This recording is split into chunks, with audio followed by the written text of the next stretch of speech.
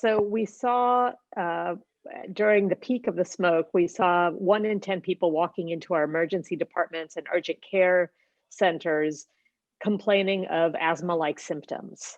And that, depending on the day, that could be up to double the number of people we would normally expect to see.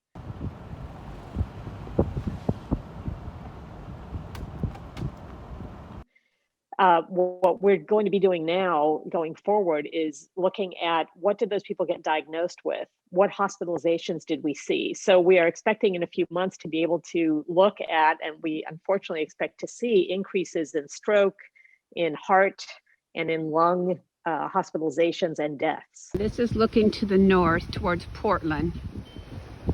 And as we scan to the west, it gets worse. My recollection is my husband called the ambulance, and they came and they gave me oxygen, administered some drugs, took me to the hospital. And this happened a couple times during the course of all of the smoke.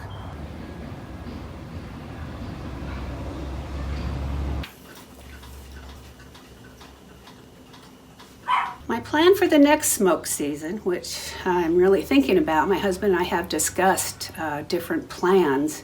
We're watching the air quality very closely. I won't go outside if it's above 50. And besides the drugs, just using my air filter in the house. That's about all I can do right now. Unless it becomes too severe, we may have to move.